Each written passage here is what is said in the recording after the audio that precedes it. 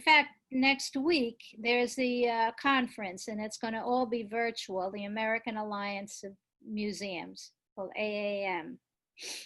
And if people might want to tune into that, because it will be virtual, and they're going to discuss the future of museums. How will they be reopening? Can they reopen safely? What are the measures needed to do that? And many museums are already implementing that.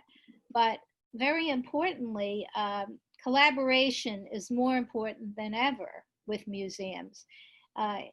Considering safety and health issues, but the museums need to be open. They need to collaborate and exchange information and art media in this world, because art is the heart of, to me, is the heart of humanities.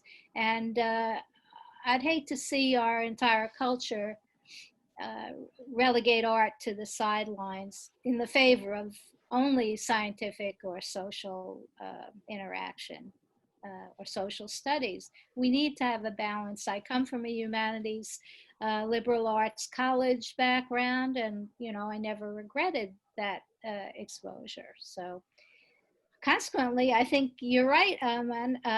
Business and entrepreneurship can only serve to help the museums reopen and become effective again. Yes, I think some of the smaller institutions will have a lot of trouble. Even the major institutions are having trouble, but they have a little more of a bankroll, I guess, behind them, so that they can exist. They have endowments and collections. But the last thing you want to do is trade collections for cash. This has highly been frowned upon in the museum world, but even that may have to change to support operating costs in the future.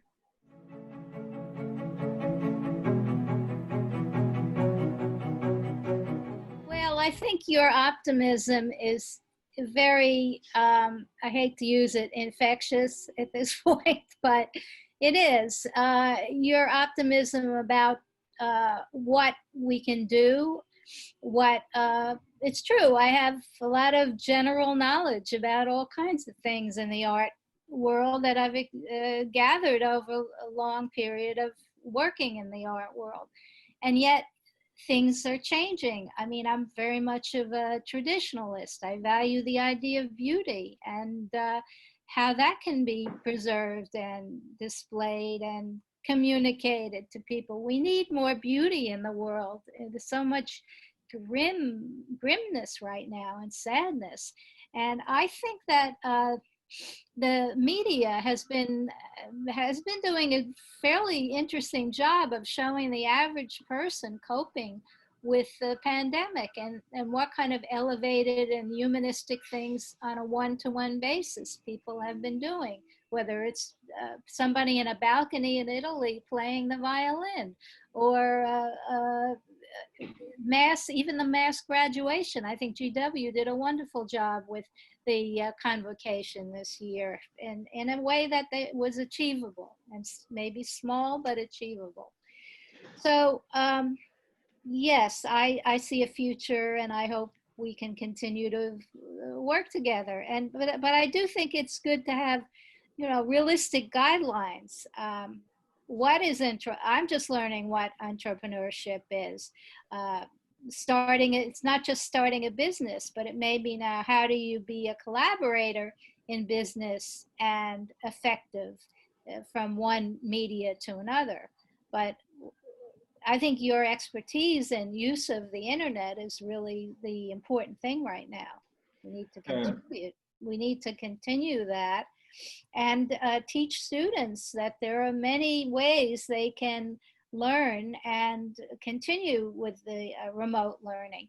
Many years ago, GW they called it distance learning, and it was kind of a small beginnings when the Macintosh, computers came out, and they were early adopters in the art department of using Macs, and I think very effectively. So this is just 20 years, 25 years later, we're we're really reaping the benefit of those initial explorations.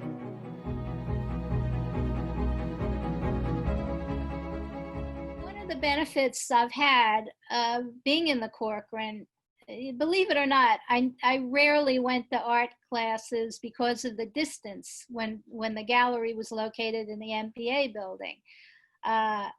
I would have to walk a block and a half to get to the art department, and vice versa. They didn't walk over to the gallery that much either. Originally, I think the idea was that the gallery being in the media building would attract different students interested in politics and design and media and television. And it did. We had exhibitions that related to those themes. But I would go to the studio classes. I tutored a lot of the MFA students, helping them write their thesis, which they had to do. We had a lot of students from other countries whose perhaps they were learning to write in better in English, and their work was great. So we worked together a lot. Professor Turker Ozdogan is one of my closest friends at GW, and he's still teaching ceramics, and he's originally from Turkey, but very renowned in that area, and he brought a wealth of that information and teaching to the art program.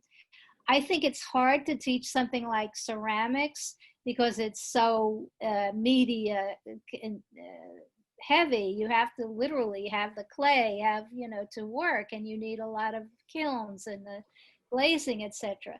But painting, one of my friends in the Corcoran, Myra Hecht, has been teaching classes remotely and having critiques, and I've actually watched some of them. Her students would submit paintings, and they would have a group chat about their work and get input. So I think it's possible, but the idea of the critique has to be changed from a very personal level where the students are gathered around and interacting with each other, which I was also fortunate to participate in. And it's a very strong emotional thing that goes on. So I think the emotion may be less involved now when it's the media is being mediated through a digital device of some kind.